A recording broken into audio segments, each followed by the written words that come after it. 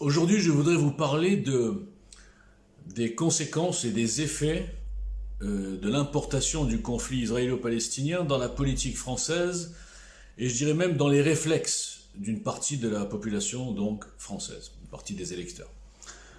Alors moi, comme vous le savez, depuis 3 ans et demi, j'essaie de monter un mouvement citoyen. Bon, je m'appelle Boujna, etc. Bon, j'ai eu bien sûr affaire à toutes sortes de racisme mélangeant, l'antisionisme, la méfiance, parce que mon patronyme, forcément, Boujna, ça fait un petit peu agent du Mossad, hein, quand même. Bon. Mais moi, c'est pas grave, parce que moi, je n'ai aucune influence dans la vie politique de mon pays. Environnement tellement délirant, et moi, je vous en parle pourquoi, parce que moi, même moi, à mon petit niveau, je pose la même question. Je pose la question hier à un abruti, là, qui se la joue un peu gilet jaune, qui est finalement un islamo-gauchiste, mais bon, peu importe. Comme je m'appelle Boujna, je suis censé être un agent du Mossad, je suis censé être un sioniste, mais pas dans le sens juste, écoutez les gars, je voudrais bien que Israël ait un petit pays, un petit bout de terre, c'est pas trop dérangeant, hein, et puis voilà, quoi, qu'il puisse se défendre, voilà. C'est mon sionisme fasciste, extrémiste. Mais chez ces gens-là, ça en fait une chanson. Donc chez ces gens-là, non, c'est pas ça sioniste, c'est mondialiste, détruire la France, tout ce que je fais dans ma vie, tous ceux qui ont un nom juif, ils le font dans l'intérêt d'Israël, ce sont des traîtres, des félons, des outils du système. Je suis un outil du système, moi aussi, je suis tellement dans tous les médias que je suis un outil pas très efficace du système. Donc, tout ça pour vous dire. Mais d'où ça vient? Parce que, il faut comprendre, on a tout de suite cette suspicion. Par exemple, la même personne disait que j'étais forcément, je m'appelle Boujna, donc je suis pour Jacques Attali. Hein, je défends les mêmes thèses que Jacques Attali, le mondialisme, destruction des valeurs, machin. Tout va bien, je suis là-dedans. Et Zemmour aussi. C'est marrant parce que Zemmour, ça fait 15 ans qu'il massacre Jacques Attali à chaque fois qu'il le croise. Mais non. Zemmour, Attali, ok. Zemmour bosse pour Attali. Donc on arrive à des aberrations où les gens perdent complètement la moindre réflexion, aveuglés par, je suis désolé, hein, l'antisémitisme, ça ne peut pas être autre chose, ou alors c'est plus grave, ou alors c'est psychiatrique, je ne sais pas. Alors, ce que je veux dire par là, c'est que maintenant, d'où ça vient?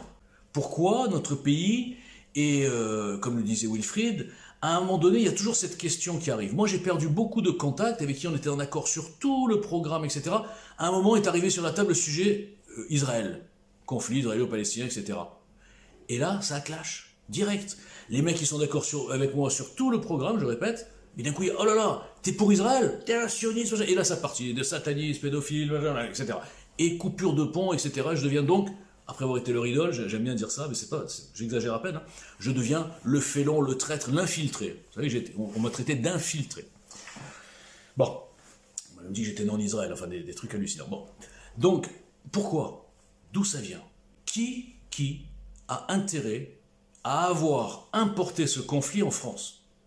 Personne ne remonte à la source. Vous savez, c'est comme, il y a plein de problèmes, personne ne remonte à la vraie chronologie.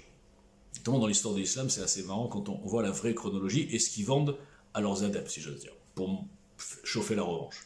Et puis le conflit israélo-palestinien, c'est pareil. Alors, qui a importé ce conflit? Est-ce que ce sont les Juifs? Réfléchissez bien. Années 70, 72, non, c'est pas les Juifs. Est-ce que ce sont par hasard, hein, l'islam, les musulmans, le lobby islamique mondial, ce qu'on appelle l'Oumma? Ben oui. Rappelez-vous les attentats, les Palestiniens, l'OLP, les détournements d'avions, etc., etc.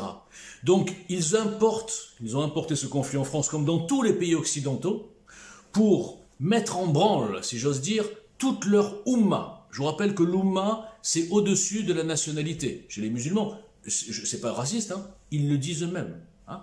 Les instances musulmanes nous expliquent bien que l'Oumma, comment dire, l'identité, si j'ose dire, islamique, musulmane, ce que vous voulez, est au-dessus des nationalités. Ce sont les mêmes qui vont accuser, enfin monter d'autres gens contre les juifs, français par exemple, en disant oui, regardez, ils sont juifs, ils sont pour Israël, etc., alors que eux-mêmes, dans leurs instances, le disent, que leur qualité de musulmans, et même la nature même de l'islam, enfin, il faut quand même regarder l'histoire, hein, c'est effectivement le fait de la conquête. Alors conquête, ça ne veut pas dire forcément de tuer tout le monde, pas du tout, je ne suis pas en train de dire ça. C'est une conquête idéologique, une conquête au niveau des mœurs, une conquête pas à pas, tranquillement. Et pour arriver à conquérir des territoires ou des pays ou des civilisations, et en espérant avoir la collaboration d'une partie de ces civilisations, comment on fait? Il faut trouver des collabos. C'est ça, en gros, hein, ça marche toujours comme ça. Comment on fait pour trouver des collabos? On croit, vous savez, souvent il y a des gens qui croient que les Arabes ne sont pas organisés, les musulmans, mais attendez, c'est les plus malins. Parce qu'ils arrivent à tirer profit, si j'ose dire, des faiblesses de la civilisation, on va dire, occidentale. Donc qu'est-ce qu'ils ont perçu tout de suite? Qu'il y avait une gauche, la fameuse gauche un peu caviar, mais eux c'est des autres motivations, la gauche extrême gauche, qui s'était identifiée dans ce conflit israélo-palestinien, qui ne voit rien ailleurs, qui ne voit pas les dictatures communistes, etc. Non, non, non.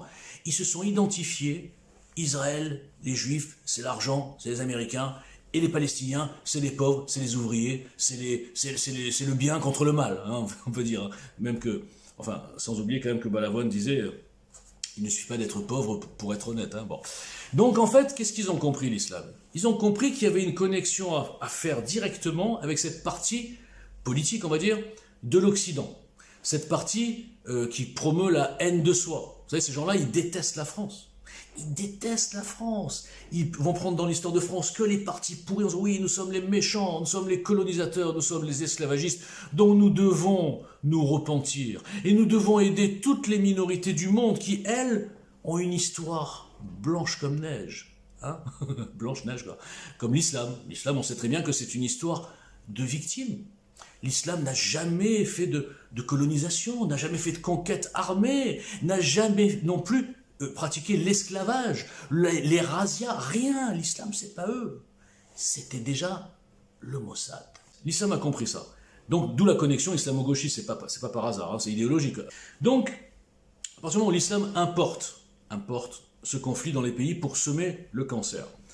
Mais il n'y a pas que ça, il n'y a pas le fait simplement d'avoir des alliés pour la cause palestinienne qui est grand comme la Corse et qui attire les yeux de tout le monde, on ne sait pas pourquoi. Alors c'est parce qu'il y a des juifs dedans, je crois, ça doit être pour ça, parce que je ne vois pas d'autre explication.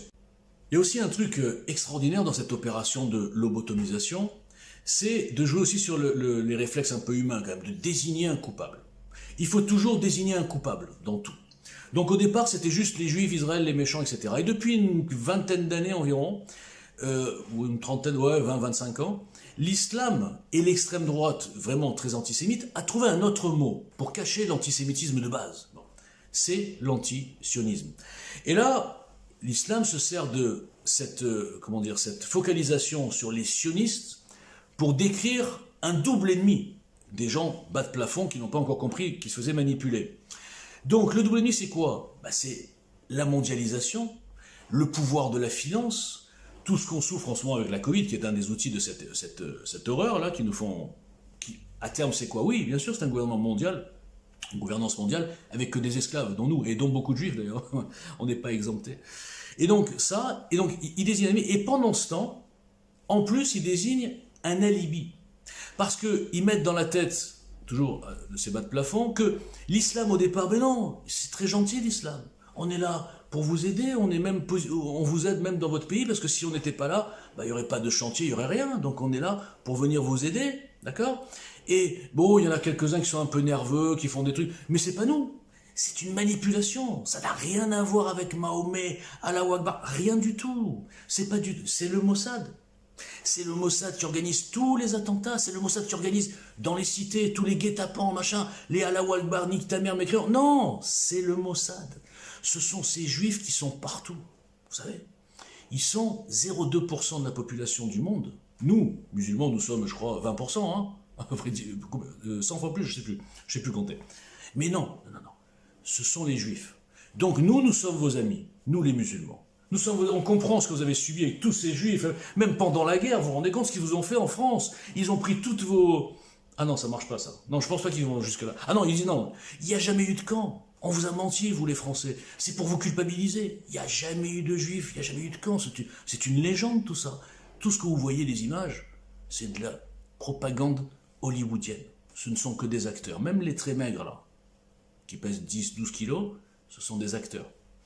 C'est extraordinaire. Moi, je vois ça de loin, hein, enfin de loin, des fois de près.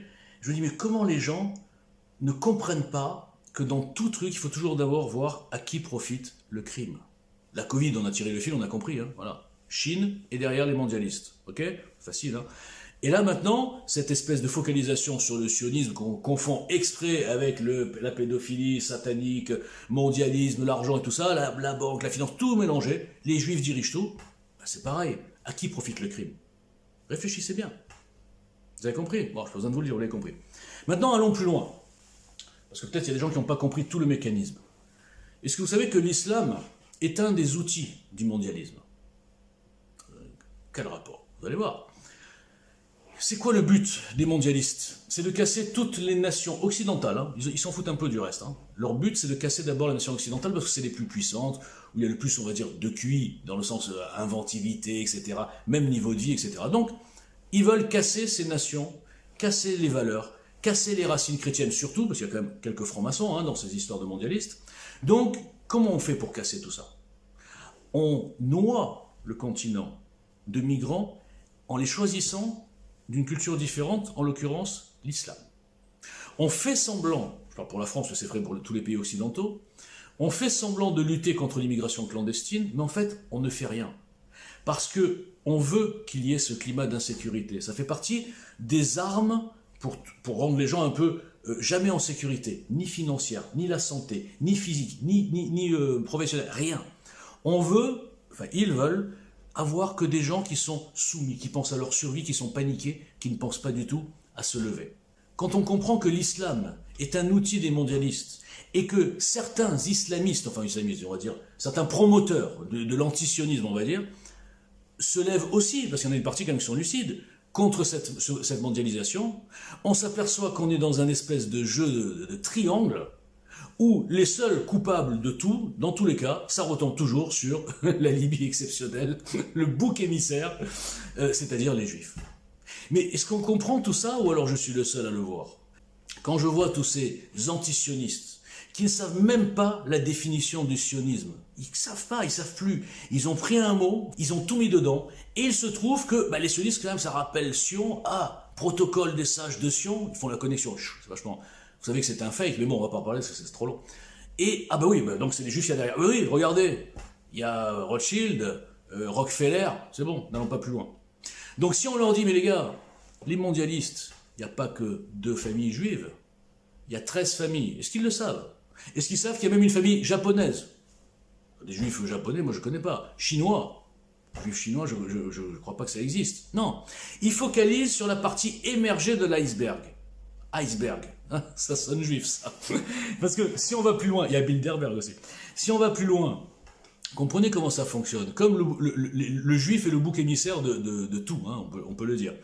Les mondialistes, eux aussi se servent de ce sionisme-là, de cet antisionisme. C'est ça qui est incroyable, c'est ça qu'ils sont complices sans le savoir. Qu'est-ce que c'est la meilleure couverture de n'importe quel complot ou machination ou plan mondial? C'est de faire regarder les gens vers quelque part ailleurs. Donc vers les juifs. Donc tout est fait pour mettre en avant que les noms qui sont soi-disant juifs, pour faire semblant que tous ces mondialistes, ils sont dirigés, c'est extraordinaire, par les juifs. Et pourquoi ils font tout ça, ce mondialisme déchaîné et tout? Pourquoi? Le mobile, c'est quoi? Les fameux abrutis dont je parlais au début, ils vous diront « Ouais, ils font tout ça pour le grand Israël. » Parce que ça arrive toujours là. Hein. Cherchez, grattez avec vos voisins, vous allez rigoler, vous allez voir, si vous avez compris ce que je dis, parce que c'est un peu embrouillé.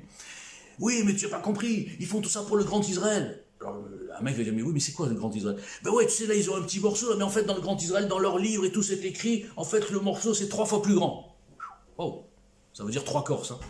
Ah ouais, donc je comprends. Ah donc tout est fait pour ce bout de terre de désert. Ah ouais.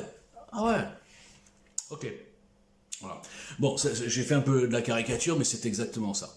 En fait, d'ailleurs ça tombe bien, je vous invite demain soir à me voir, à regarder. Je suis invité chez Abdel, qui travaille sur la Une TV, Abdel Zahiri, je ne sais pas si vous le connaissez, qui a une émission tous les soirs sur la Une TV. Donc je vais être, c'est quand même un match à l'extérieur là. Moi aussi je suis Marseillais. Quand j'étais jeune, on allait jouer, bon j'étais un peu dans le foot, vous savez, à Marseille, il y a des clubs, leur stade, il est au milieu de la cité. Vous ne pouvez pas vous échapper. Si vous gagnez, vous êtes foutus. Vous essayez de tirer le match nul pour être sympa. Même si, bon, voilà. Donc là, c'est pareil. Ça va être une boucherie. Mais une boucherie, Cachère ou halal, c'est ça la question. Non mais je plaisante, ça va être très sympathique. Mais regardez cette émission, ça va être sympa parce que j'aurai en face de moi beaucoup de gens qui sont vraiment sincères, ça qui me fait un peu de peine, et qui croient à cette espèce de mécano qu'on leur a construit, avec en bout de chaîne les juifs. Bon, donc je pense qu'on va rigoler demain soir. Merci beaucoup, bonne journée.